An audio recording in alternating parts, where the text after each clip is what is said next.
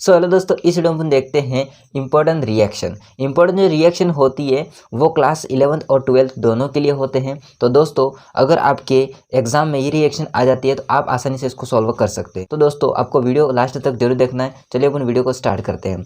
तो दोस्तों, यहाँ पर आपको दिखाई दे रहे होंगे, एक का नाम है हाइड्रोजनीकरण, दूसरे का नाम है हेलोजनीकरण और तीसरे का नाम है हाइड्रोहेलोजनीकरण। अभी इन तीनों रिएक्शन को मैं एकदम बारीकी से समझाऊंगा क्या कहना चाहती है। समझिए ध्यान से। देखो, अगर मैं बात करूंगा हाइड्रोजनीकरण, इसका मतलब क्या होता है, शब्द को पकड़िए अच्छी तरह से, ठीक है। हाइड्रो का मतलब होता है आपका हाइड्रोजन। हाइड्रो का मतलब क्या होता है, हाइड्रोजन। जनीकरण का मतलब होता है जुड़ना। क्या मतलब होता है, जुड़ना। तो हाइड्रोजन का जुड़ना, ठीक है, हाइड्रोजन का जुड़ना हाइड्रोजनीकरण कहलाता है, ठीक है। हाइड्रोजनीकरण अभिक्रिया कहलाते हैं। अब समझिए, R double bond R dash, ये कोई भी आर की जगह कार्बन श्रृंखला हो सकती है, ठीक है। इसमें अपन H2 जोड़ते हैं तो क्या होता है, समझिए ध्यान से। यहाँ पर आपका R और R के मध्य डबल बॉन्ड होगा, उसमें से एक बॉन्ड टूट जाता है, एक हाइड्रोजन होता है वो इस आपका R से जुड़ेगा और दूसरा भी किस R से जुड़ेगा, इस R से, और बनेगा क्या आपका, तो बन जाएगा आपका उत्पाद R single bond R dash, ठीक है। अब यहाँ पर आपको ध्यान में रखना है क्या, कि जो एक H था वो आपका जुड़ जाता है इसके साथ H, ठीक है। इसको मैं ऊपर लिख देता हूँ क्योंकि नीचे यहाँ पर दूसरी रिएक्शन के लिए ना, तो यहाँ पर आपका एक H और दूसरा H इस प्रकार से जुड़ जाता है, ठीक है। आपको मतलब सिंपल एग्जांपल आपको बता दिया, ठीक है। R डबल बॉन्ड R के मध्य डबल बॉन्ड था, डबल बॉन्ड से एक बॉन्ड टूटा, एक बॉन्ड टूटने के बाद एक हाइड्रोजन इसको दिया, एक हाइड्रोजन इसको दिया, दोनों आपके हाइड्रोजन जुड़ गए R डैश के ऊपर, ठीक है। अब इससे आपको अच्छी तरह से समझ नहीं आया होगा, इसको देखिए, रिएक्शन को समझना ये है आपको। देखिए, मैं H2 को ऐसे लिख देता हूँ, कैसे, ऐसे लिख देता हूँ।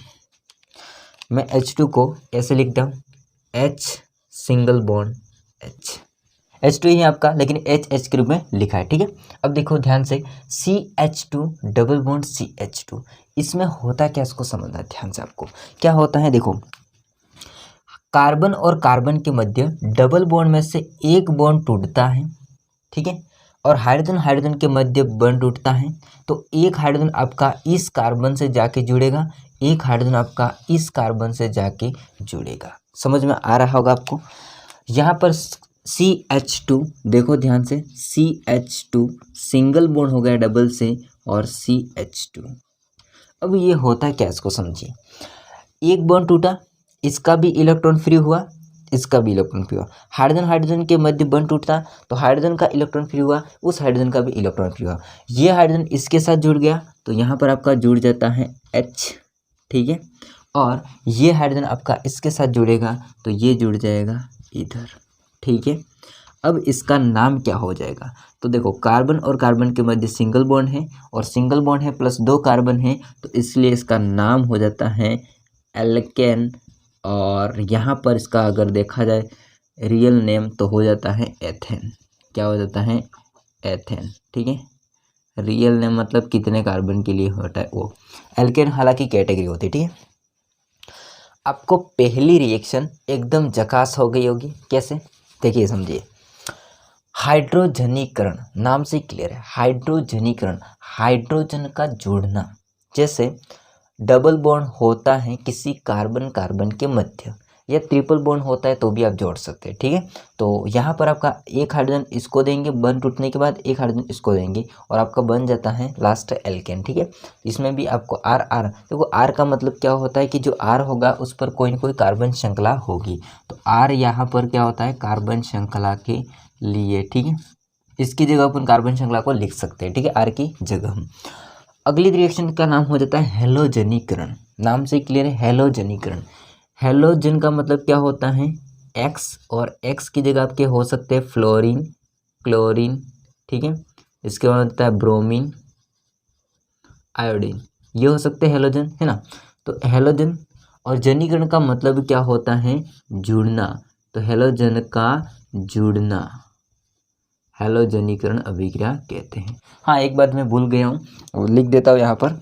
ये जो अभिक्रिया होती है हाइड्रोजनीकरण, ये होगी आपकी निकल पैलेडियम प्लेटिनम की उपस्थिति में होती है।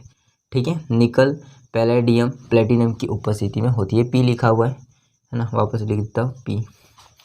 निकल पैलेडियम प्लेटिनम की उपस्थिति में होती है। ठीक है, तो दोस्तों समझिए R double bond R dash, मैंने बताया कि आर की जगह कोई भी कार्बन श्रृंखला हो सकती है।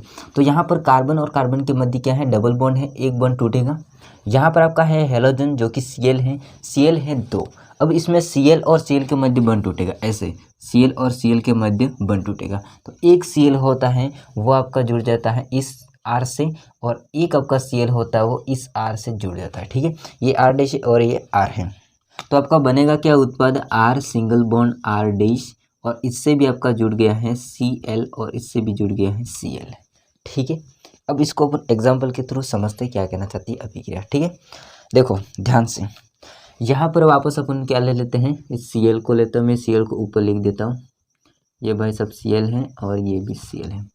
देखो यहाँ पर मैं Cl2 को ही ले लेता हूँ वापस, Cl2 इसको मैंने ऐसे लिख दिया है। यहाँ पर आपका CH3CH double bond CH2, CH3CH double bond CH2, ये होगा आपका R और R डैश की जगह पर। ठीक है, अब क्या होता है समझिए ध्यान से, यहाँ पर कार्बन और कार्बन के मध्य बॉन्ड टूटता है। ठीक है, यहाँ पर क्लोरीन और क्लोरीन के मध्य बॉन्ड टूटता है। ये क्लोरीन होता है इस कार्बन से जुड़ जाता है, और ये आपका क्लोरीन होता है इस कार्बन से जुड़ जाता है। तो आपको समझ में आ गया होगा। ठीक है, अब क्या होता है, तो आगे देखते हैं अपन अभिक्रिया में क्या होता है। देखो आगे क्या होता है, CH3CH, इसको लिख रहा हूँ मैं, CH3CH सिंगल बॉन्ड हो जाता है आपको CH2। ठीक है, आगे क्या होगा, आगे आपका Cl होता है इससे जुड़ जाएगा, तो एक Cl आपका जुड़ेगा ऐसे ऊपर, कैसे जुड़ेगा ऊपर, और एक Cl आपका जुड़ेगा नीचे। जब दो Cl आपके जुड़े हैं तो वो क्या होगा, विपरीत दिशा में जुड़ते हैं, तो इसको अपन कहते हैं एंटी एडिशन। क्या कहते हैं इसको अपन, एंटी एडिशन कहते हैं। अगर इसका अपन नाम देखना चाहे तो इसका नाम हो जाता है क्या, इधर 1 कार्बन, ये दूसरा कार्बन, ये तीसरा कार्बन। एक तो 1 पर आपका है और एक दूसरा पर है क्या है, डाई क्लोरो है, तो हो जाता है डाई क्लोरो। कितने कार्बन हैं, तो 3 कार्बन है, तो क्या हो जाता है प्रोप, और सब में सिंगल बॉन्ड हो जाता है प्रोपेन, तो इसका नाम होता है 1,2 डाई क्लोरो प्रोपेन। ठीक है, इस प्रकार से हो जाता है। आपको कुल मिला के समझ में आ गया होगा कि यहाँ पर हैलोजनीकरण का मतलब क्या होता है, कि अगर आपका डबल बॉन्ड है या ट्रिपल बॉन्ड है वो टूटेगा, टूटने के बाद आपको 2 हैलोजन क्या करना है, जोड़ देना है। ठीक है, तो हैलोजन का जुड़ना हैलोजनीकरण अभिक्रिया है, हाइड्रोजन का जुड़ना हाइड्रोजनीकरण अभिक्रिया है। ठीक है, अब समझिए ध्यान से, हाइड्रोजनीकरण अभिक्रिया में हाइड्रोजन जुड़ रहा है, उस हाइड्रोजन को अपन पकड़ के लाएंगे इधर। ठीक है, हाइड्रोजन को पकड़ के लाए इधर। इसके बाद में हैलोजनीकरण में आपका हैलोजन जुड़ रहा है, तो इसको अपन पकड़ के लाएंगे इधर। तो देखो हाइड्रोजन और हैलोजन अगर 2 साथ में जुड़ते हैं, समझिए बात को ध्यान से, हाइड्रोजन और हैलोजन जब 2 साथ में जुड़ते हैं तो इस अभिक्रिया का नाम हो जाता है हाइड्रोहैलोजनीकरण। इसमें आपको 2 वर्ड देखने को मिल जाता है, एक तो आपका हाइड्रोजन और दूसरा है हैलोजन, यानी कि आपका X हो जाता है। कौन सा, X, और X की जगह कौन हो सकता है, FCl Br और I हो सकता है। उसका क्या करना, जुड़ना, तो HX का जुड़ना अर्थात क्या कहलाता है, हाइड्रोहैलोजनीकरण। समझ में आ गया होगा। CH3CH double bond CH2। ठीक है, हाइड्रोहैलोजनीकरण जो अभिक्रिया होती है इसमें 2 कंडीशन बनते हैं। कितने कंडीशन बनते हैं, 2 कंडीशन बनते हैं। देखो पहला कंडीशन क्या बनता है और दूसरा कंडीशन क्या बनता है, समझना आपको ध्यान से, कि अगर इसमें ऊपर वाले में देखा जाए तो HX का अपन क्या करवाते हैं, योग करवाते हैं। HX का मतलब क्या होता है, कोई भी हो सकता है ना, HX की जगह अपन ले लेते हैं HBr। किसको ले लेते हैं, HBr को। ठीक है, HBr, H की जगह H है, X की जगह Br ले लिया। ठीक है, ये है आपका शुष्क। कैसा है, शुष्क। अब होता है क्या, इसको समझिए ध्यान से, यहाँ पर आपका कार्बन और कार्बन के मध्य डबल बॉन्ड होता है, वो टूटता है। ठीक है, लेकिन अगर इसमें केवल HBr लिया गया है शुष्क और आपका एल्कीन टूटता है उसमें डबल बॉन्ड, तो यहाँ पर एक नियम लगता है, उस नियम का नाम है मार्कोनी-हॉफ नियम। क्या नाम है इसका? मार्कोनी-हॉफ नियम। मार्कोनी-हॉफ नियम क्या कहता है इसको समझिए ध्यान से। H होगा वो जब एल्कीन में बॉन्ड टूटने के पश्चात जुड़ेगा उस कार्बन से जिस कार्बन पर हाइड्रोजन ज़्यादा जुड़े होते हैं। समझ में आया? H वहाँ जुड़ेगा जहाँ H ज़्यादा होते हैं। आया समझे? जैसे अगर मैं इस बंध को इधर शिफ्ट करवाऊँ तो ये कार्बन नेगेटिव हो जाता है, ये कार्बन पॉजिटिव हो जाता है। ठीक है, तो आपका HBr में से अगर देखा जाए तो H होता है वो पॉजिटिव होता है और Br होता है वो नेगेटिव। तो H आपका जुड़ेगा उस कार्बन से जिस कार्बन पर हाइड्रोजन ज़्यादा है। बनेगा क्या उत्पाद? देखो जरा, CH3 CH2। ठीक है, तो समझना ये है HCH2 वहाँ पर हाइड्रोजन ज़्यादा है CH की तुलना में। देखो यहाँ पर हाइड्रोजन ज़्यादा है ना, उसको अपन को नहीं गिनना है। क्यों नहीं गिनना है? क्योंकि बंध यहाँ टूट रहा है, तो बात हो रही है इन दोनों के बीच। तो यहाँ पर इस कार्बन पर हाइड्रोजन कम है, इस कार्बन पर हाइड्रोजन ज़्यादा है, तो H वहाँ जुड़ेगा जहाँ हाइड्रोजन ज़्यादा है। तो यहाँ पर आपका जुड़ गया H। ठीक है, Br कहाँ जुड़ेगा? जहाँ प्लस है। ठीक है, तो Br आपका जुड़ गया यहाँ पर। पहली बात तो ये होगी। दूसरी बात ये है कि अगर अपन HBr ही लेते हैं, वापस क्या लेते हैं? HBr ही लेते हैं, लेकिन अब की बार अपन परऑक्साइड लेते हैं। क्या लेते हैं? परऑक्साइड। अब की बार अपन परऑक्साइड लेते हैं। परऑक्साइड अगर यूज़ करते हैं तो होता क्या है, परऑक्साइड जैसे यूज़ करेंगे तो आपका एक परऑक्साइड प्रभाव यूज़ में आएगा और उस परऑक्साइड प्रभाव का नाम है एंटी मार्कोनी-हॉफ नियम। एंटी मार्कोनी-हॉफ नियम। बात को समझिए ध्यान से। जब हाइड्रोहेलोजनीकरण करवाते, HX का योग करवाते, हाइड्रोजन और हेलोजन का जोड़ना हेलोजनीकरण अभिक्रिया कहलाती है। जब ये अभिक्रिया करवाते हैं तो यहाँ पर आपका अगर केवल हाइड्रोजन और हेलोजन का योग करवाते हैं तो नियम लगता है आपका मार्कोनी-हॉफ का नियम। मार्कोनी-हॉफ नियम ये कहते हैं H वहाँ जुड़ेगा जहाँ H ज़्यादा है। ठीक है, उतना कॉन्सेप्ट याद रखिए। तो ऑलरेडी आपका Br कहाँ जुड़ेगा? जहाँ H कम है। अगर इस हाइड्रोहेलोजनीकरण अभिक्रिया में अगर हाइड्रोजन हेलोजन के अलावा कोई परऑक्साइड ले लिया तो फिर आपका नियम काम करेगा एंटी मार्कोनी-हॉफ का नियम। और एंटी मार्कोनी-हॉफ का नियम ये कहता है H वहाँ जुड़ेगा जहाँ H कम है। समझ में आया? H वहाँ जुड़ेगा जहाँ H कम है। समझो, अगर ऐसा होता तो फिर क्या होता? ऐसा होता तो फिर दूसरी वाली कंडीशन लगेगी। ठीक है, इसको मैं मिटा दे रहा हूँ क्योंकि यहाँ पर कोई काम का नहीं है इसका, है ना। तो दूसरी वाली कंडीशन क्या लग सकती है? तो भाई साहब दूसरी वाली कंडीशन ये लग सकती है कि अगर ये बंध आपका शिफ्ट हो जाए इस कार्बन पर तो ये ना आपका नेगेटिव और ये आपका पॉजिटिव। तो यहाँ पर आपका देखा जाए तो H होता है पॉजिटिव और Br होता है नेगेटिव। तो मुझे बताइए आप H प्लस कहाँ जाके जुड़ेगा? इस वाले कार्बन पर, जहाँ पर जिस कार्बन पर H कम है। तो बनेगा क्या? एक बार तो इसको लिख देता मैं, CH3 CH single bond CH2। ठीक है, CH के साथ कौन जुड़ेगा? H। तो H यहाँ पर आपका जुड़ गया, H यहाँ पर जुड़ गया और CH2 प्लस उससे कौन जुड़ेगा? Br। तो यहाँ पर आपका Br जुड़ गया। ठीक है, इस प्रकार से उत्पाद बनते हैं। ठीक है, अगर परऑक्साइड है तो फिर आपका एंटी मार्कोनी-हॉफ का नियम काम करेगा।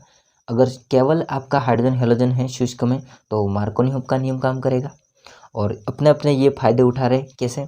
तो मार्कोनी-हॉफ नियम कहता है कि H वहाँ जुड़ेगा जहाँ H ज़्यादा है। एंटी मार्कोनी-हॉफ नियम कहेगा कि H वहाँ जुड़ेगा जहाँ H कम है।